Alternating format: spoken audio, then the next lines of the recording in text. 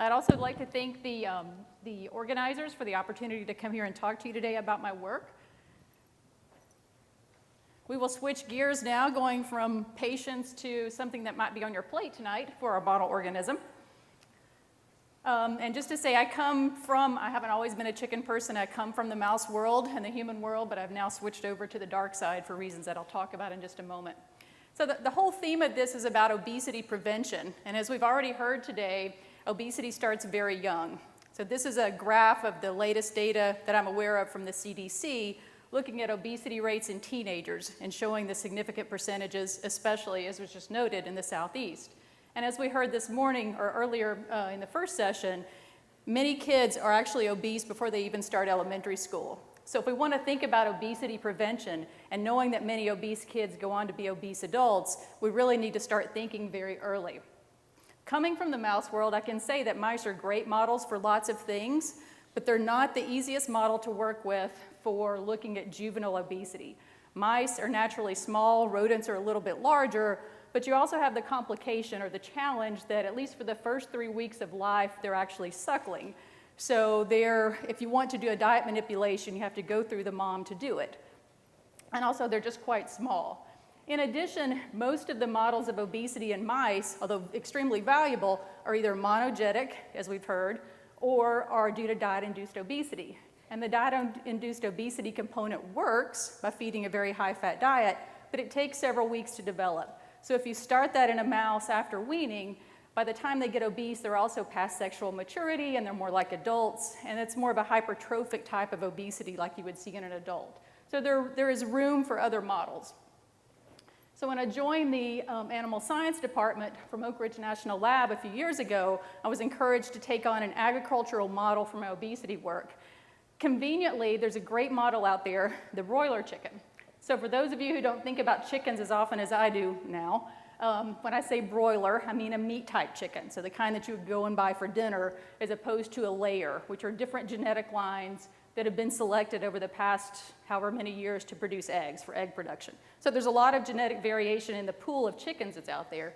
And in fact, based on SNPs, when the chicken genome was sequenced, it was suggested that there's actually 7 times more genetic variation in the chicken population than in the global human population. So from the genetic standpoint, there's a lot to work with as well. So thinking about broilers in particular, the first few bullets here address those. The first is that they rapidly deposit adipose tissue after hatch, which is equivalent to saying after birth.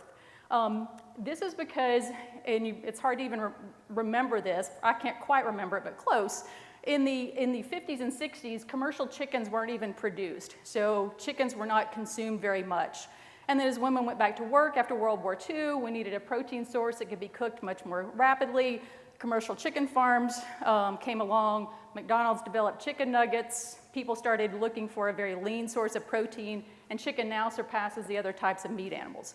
To accomplish that huge demand, phenotypic selection for rapid growth was employed, and it worked. So chickens now get to a market age and a market size in 3 weeks less. So a market age for a chicken is 42 days of age, so 7 weeks from hatch to the chicken that you see in the market. But as a consequence of that, they also inadvertently selected for increased fat deposition. So today's broilers accumulate fat much more rapidly than those pre-selection or than the heritage lines that are still around, and they're considered obese relative to other chickens. For the sake of juvenile obesity, or thinking about childhood obesity, an important component is that obesity or that adipose tissue is deposited and increases in size through both adipocyte hypertrophy and hyperplasia. So we know from studies in humans suggests that adipocyte number is a very important determinant of obesity in adults, but that number is actually set in childhood. So having a model where there is also rapid hyperplasia of adipocytes is important, and one that's tractable that you can manipulate.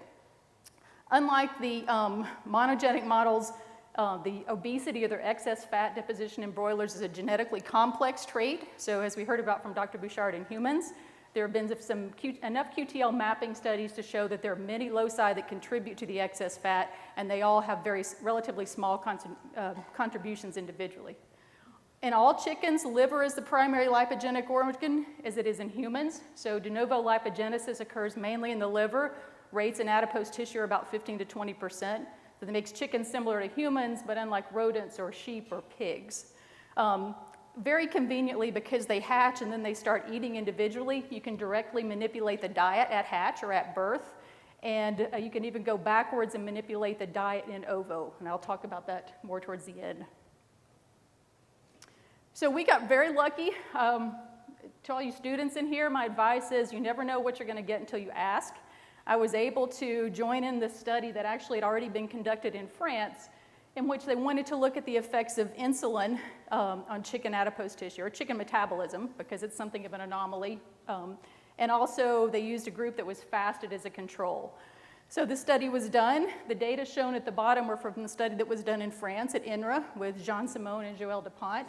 And conveniently for me, they had saved the adipose tissue and the other tissues from this study and had those in the freezer. The main thing that I just want to point out in terms of physiological measurements is that this 5-hour period of fasting that will be the focus of what I'll talk about today was sufficient to increase NEFA, so increase lipolysis, and, but it really didn't have an effect on blood glucose, unlike the insulin deprivation treatment. Just a comment, they injected the chickens with an anti-insulin antibody, and that's how they did what you'll see on a few slides as insulin neutralization to negate the effects of insulin. My lab takes a very molecular focus to what we do, so we tend to use things like microarrays to take a discovery-based approach and then figure out the physiology from there and go in and do focus testing. And so we used Affymetrix arrays for the adipose tissue from birds from those 3 groups. We applied a very stringent FDR control, and we still found about 1,500 genes that were significantly affected by fasting compared to fed. Much fewer genes than insulin neutralized, and I won't talk about those further. So we used gene ontology enrichment analysis, KEGG pathway matching, to look at the types of genes that were affected because there were so many. And then this hierarchical clustering dendrogram illustrates some of the patterns that we saw. So genes where the color is red were relatively highly expressed compared to the other groups, and red is downregulated. And what I've circled to point out are that genes that tend to be upregulated in the fasted groups were enriched in genes that are involved in protein and lipid catabolism and fatty acid oxidation. In the little box above, it shows an examples of some of the fold change and the genes we're talking about there. So CPT1, which is the rate-limiting gene for mitochondrial fatty acid oxidation, ACOX1, which is the rate-limiting gene for peroxisomal fatty acid oxidation. So both of those pathways and many of the downstream genes were affected. Conversely, genes involved in glucose metabolism, lipid biosynthesis, as well as adipogenesis were significantly downregulated by fasting. And I'll just point out there were many genes from the entire cascade of adipogenesis, from mesenchymal stem cell proliferation through adipocyte hypertrophy. There were important genes at each of those stages that were also downregulated by fasting, but I also won't talk about those today for the sake of time. They're very interesting. I just don't have time. So I was not trained to think about fatty acid oxidation in white adipose tissue, but once I accepted that those gene expression changes were real and we did qPCR to validate, I looked at some other papers, and so we found an interesting review in which that pointed out that several models of genetically engineered mice in which lipolysis is forced to be constitutive are not only protected against diet-induced obesity, but they have upregulated fatty acid oxidation in their adipose tissue. There's also some nice work from Sheila Collins' group showing that acutely fatty acid oxidation in adipocytes, as measured using the seahorse, is impaired in adipocytes that are isolated from obese individuals versus lean. So just enough to keep this on the radar screen for me. So when we think, all of you are probably aware of the whole browning concept, beige, bright adipocytes, these brown-like adipocytes that can occur in, for example, upon continual sympathetic stimulation or in the cold. They differentiate in white adipose tissue, and those can have high rates of fatty acid oxidation because they express uncoupling protein 1. So if you think about if you hear about adipose tissue and fatty acid oxidation, it usually has something to do with brown or beige adipocytes. But another interesting feature of avians and actually reptiles is that the UCP1 gene has been deleted from their genome. So dogma is that chickens and other avians do not have brown adipocytes or the ability to make brown adipocytes. So whatever changes we saw should, by default, should be occurring in the white adipose tissue or in the white adipocytes themselves. So because this was really high on our radar screen now, we did an independent set of studies with the help of folks at Virginia Tech who have a metabolic phenotyping core, where we repeated the fasting study over time and we directly measured the oxidation of fatty acid using a radio-labeled palmitate. So that gave us incomplete fatty acid oxidation as well as complete, meaning when the carbon was processed through the TCA cycle. And we also measured citrate synthase activity. So we found that over time, by 5 hours, fasting significantly upregulated complete fatty acid oxidation. There was no effect on incomplete or on the abundance of the acid-soluble metabolites, showing that fasting increased the efficiency of this process. And in parallel, citrate synthase activity increased, presumably to compensate for the flow into the TCA cycle. So then that raised the question, is leanness associated with increased fat catabolism? So among the many types of chickens that are out there, we selected, through some help with a group at Iowa State that maintains these, 2 very genetically different lean lines to compare to broilers. So we wanted to be robust to any variation in genetic background and to find 2 lines that are very different. Fayumi is an Egyptian-derived line that's kind of like a meat chicken, very lean, and then Leghorns are your typical laying chicken. So those are about twice as lean in terms of adiposity as broilers, and they also have smaller adipocytes, as we determined. We first, because of the increased NEFA that we saw with fasting and this suggestion that maybe lipolysis adaptively upregulates fatty acid oxidation, we measured NEFA and also plasma beta-hydroxybutyrate as an indirect marker of fatty acid oxidation. And both of those were significantly upregulated in the lean lines compared to the broiler. So NEFA is in blue, and the yellow is the beta-hydroxybutyrate. And so knowing that part of the phenotype was similar to fasting, we went on and did the Affymetrix arrays, again in these 3 lines, comparable to what we did before, used the clustering to look at the patterns of gene expression, and again found that the leanest lines, the leaner lines, the leaner chickens, had higher expression of genes in pathways for fatty acid oxidation and lipid breakdown, and that conversely, the broilers had higher levels of genes involved in lipid synthesis and cholesterol synthesis. We're not quite sure what to make about the cholesterol. That's another potentially independent pathway to pursue. So despite the fact that these are 2 very different genetic backgrounds, we have kind of an interesting sort of pathway to leanness in these 2. So shown at the top is the broiler chicken, which compared to both has lower rates of fatty acid oxidation, at least in this model based on gene expression, and lower NEFA. And while the Fayumi and the Leghorn both have their own unique ways of getting at leanness, or meaning their own unique profiles compared to broilers, there's some common denominators shown at the bottom. In particular, the increased NEFA, and another that I just want to mention quickly is the increase in carnitine, acetylcarnitine, and amino acids. We also do metabolomics. We do an LC-MS-MS-based approach, so we're looking at water-soluble or aqueous metabolites in the tissue themselves, and we saw a significant increase in the abundance of carnitine and acetylcarnitine in the tissues, as well as in lysine and methionine, so amino acids that are used to synthesize carnitine. So we're trying to slowly mesh the metabolomic data with the gene expression data to get a better picture of the basis for all this.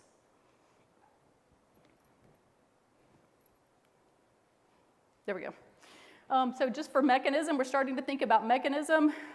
When we looked at the expression data and some Western blots that we did, there are several things related to lipid-activated nuclear receptors that were upregulated by fasting and in the lean lines versus the broilers.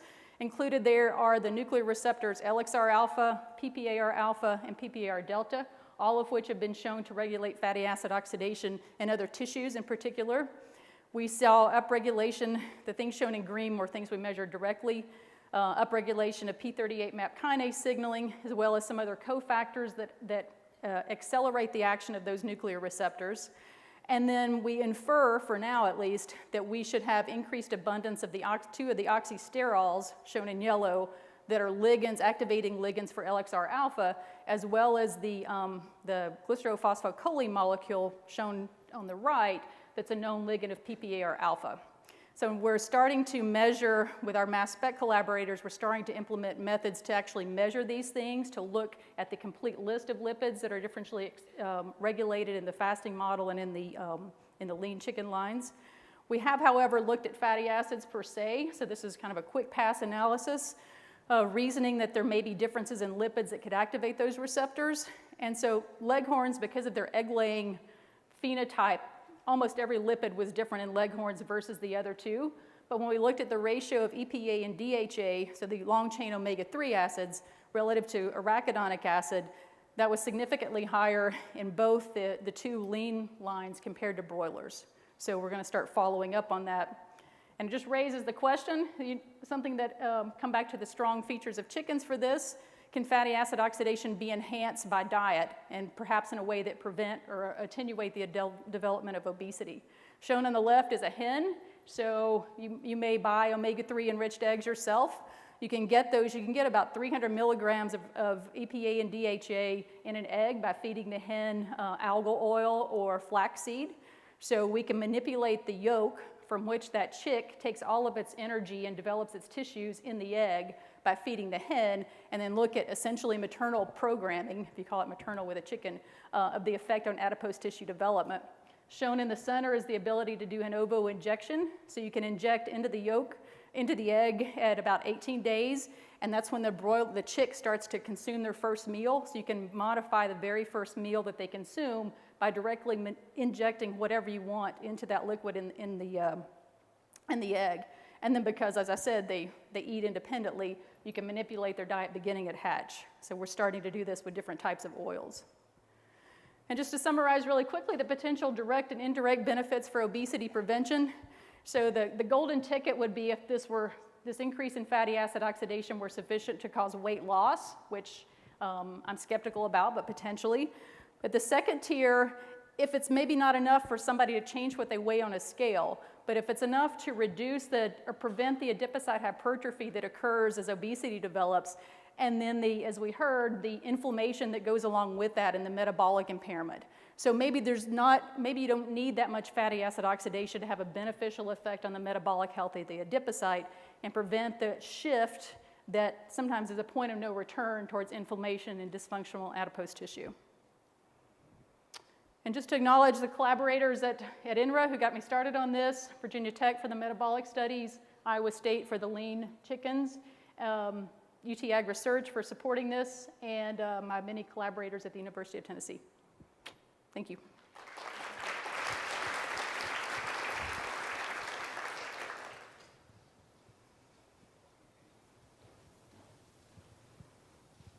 Questions?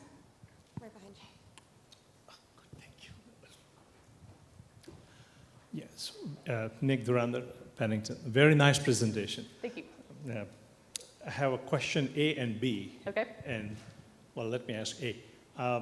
Not first-hand information, but I have heard this, or it was my impression that there is a major difference between mammals and chickens in terms of metabolism as it relates to insulin. As mammals have carbohydrate-based, insulin-driven metabolism, whereas chickens don't. They have more free fatty acid-based metabolism. And also I had heard that that's why it's very hard or it's almost impossible to make a chicken diabetic by manipulating insulin, because that's not their major contributor as it is in mammals. Yes. So that question A, is that correct? It's not quite that extreme. So if you look at insulin, at the insulin signaling, so chickens are naturally hyperglycemic, but the chicken insulin is by some measures more bioactive than mammalian insulin. So there's a different balance between the glucose and insulin level. If you look at the insulin signaling level, chicken muscle, for example, follows the typical signaling steps. Adipose tissue is refractory to insulin past I think it's the PI3 kinase step. So there are definitely some differences there. In the insulin neutralization study in adipose tissue, we saw about 100 genes that were changed. Interestingly, well, let's just say, I don't even go out on a limb. There's some interesting things to follow up there in terms of lipid rafts signaling of insulin, some molecules associated with insulin signaling and lipid rafts. So it doesn't stimulate glucose uptake as much as in a mammal, for example, right. But it's not inactive either. Yeah. So if that is true, then do you think you can, is there a filter required to apply your findings to mammal, going back to mammal That's a good model? question. That's a good question. So we're starting to look a little bit at, does insulin regulate any of this ex vivo? So we take adipose tissue and do the adipose explant studies, and we're putting insulin into some of those, in addition to glucagon or some of the lipolytic agents that we're using. And so it seems to attenuate some of the responses, but not as much as I would expect in mammals. So I would say short answer, yes, there's certainly some sort of layer there that needs to be applied. But I guess I would also argue that that's the case for mice too. Yes. I did insulin regulation and fatty acid synthase for my doctoral dissertation in mice, and I always got hammered at meetings. Humans don't do de novo lipogenesis in adipose tissue. Why are you doing that? Why do we care? So now I'm like, finally, 20 years later, I have a model that's similar with respect to that, unlike rodents. So. Wonderful. Thank you. Sure. Yes, hello. Very nice. Yes, okay. Yeah, it's truly remarkable what's happened with the broiler industry in terms of the increase in lean mass in such a short period of time. I don't think there's no corollary to that, what's happened. Nope. But what I've read about and talked to my fellow animal scientists and poultry scientists at University of Georgia is that I don't think the fat mass has increased that much in accordance with that increase in lean. Now, and you mentioned that you kind of indicated that it might have, but not compared to the abdominal fat pad they used to have as a problem. That was such a big problem in broilers. So yeah, if you look at the from pre-selection to now in terms of the breast muscle weight, for example, or lean growth, that has definitely outpaced the fat deposition. So the fat deposition is approximately twice as much as it was, versus I would say the lean growth is probably 5 times. So it used to be, I think 10 weeks to get a market chicken that weighed 3 pounds, and now it's 6 weeks to get one that weighs 6 pounds. So it's certainly outpaced it. But you're right, there's nothing else that rivals it in terms of phenotypic selection. So. Hi, I'm Tanisha Gilliard, grad student in Roger Cohn's lab at Vanderbilt. Mm-hmm. And my question was, most studies with diet-induced obesity kind of look at the effects in the individual themselves. So I wanted to know if you had any insight on the contributions of intrauterine nutritional stress on the metabolic programming in offspring. The concept, what was the last of the concept? The contribution of intrauterine nutritional stress on the metabolic programming in offspring. No. So that's a great question, and it's very easy to do that stress in the egg. Because it's a nice, neat little package, and you don't have to worry about killing the mom because she's not there. So there are a lot of opportunities for doing that, and it's, as you know probably from embryology that you've had somewhere along the line, it's very easy to monitor the development of the chick. You can window the egg and literally watch the chick develop. You can do transfections in the egg, so you can do gene manipulation, tissue specific in the embryos that develop. So it's such a great model for monitoring those things. I haven't done it yet, but there's scores of opportunities to do that. So.